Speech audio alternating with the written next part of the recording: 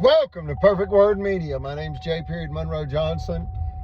It's mafia, folks. You've heard of the Mexican cartel and how the criminals conspire with officials in Mexico. Well, this is an American version of that. That's what this is. It's an American mafia, an American cartel, if you will, conspiring with officials. And the facts prove it. You don't have to believe me. Believe the unanimous Supreme Court of Alabama, case number 1051726, Federal Credit Inc. versus Greg Fuller. Believe a $10 million, that was a $5 million sabotage scheme by the officials of Marshall County that denied Eugenia R. Collins statutory immunity for simply using a 10-day bad check notice. They then withheld her business license for 10 months when the law says you can only hold up business license for 30 days. You know, either the person qualifies or they don't.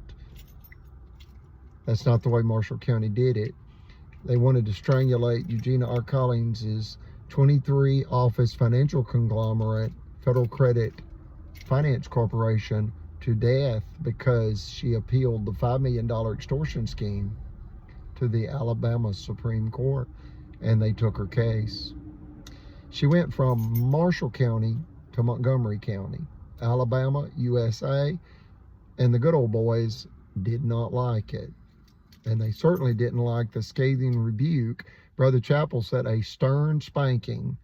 That's what Brother Chappell said. He said the good old boys received a stern spanking from the Supreme Court of Alabama, and they didn't like it, and they retaliated against the white female that they got caught robbing.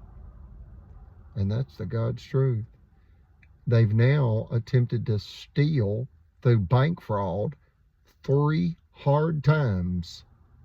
Wow. Hard means so much evidence, it's undisputable. It's above debate.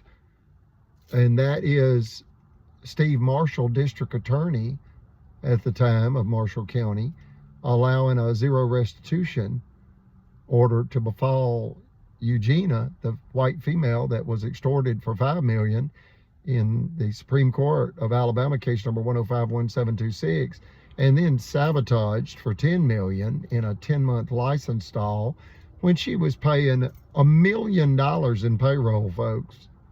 That's how much payroll she paid out in that 10-month period of time. Now, by today's standards, you would pay $250,000 a month. But that was in 2011. And everything's gone up, including payroll. Payroll's the #1 expenditure for most American corporations and small businesses. And that's why the Confederate Army fought the Union Army in the Civil War. The Confederate Army, unfortunately, wanted to perpetuate chattel slavery and get wealthy by executing violence in order to perpetuate chattel slavery. It's just unconscionable, the level of barbarity among the white supremacy of Alabama. And now they're attacking white folks like they have other marginalized people. I'd like to read something and then close this video. Understand they extorted Eugenia for $5 million. They then sabotaged her for $10 million. And then they sabotaged her, not only finance company, but then her automobile business. And now they're attempting to sabotage her real estate revenue. The title of this statement is American Domestic Terror. And for those that need to write it down, just do that. It speaks tremendous truth. And here it is. The Alabama KKK kleptocracy has long used religion to justify the marginalization, harassment, denial of rights, and even death of individuals based on their identity. Nazi Germany terror tactics executed against innocent Americans by corrupt Alabama state agents for theft and death.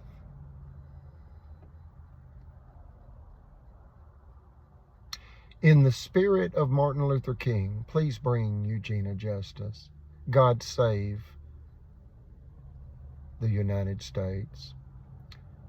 A quote by Martin Luther King, a quote he's most known for: injustice anywhere is a threat to justice everywhere. Like, share, and subscribe.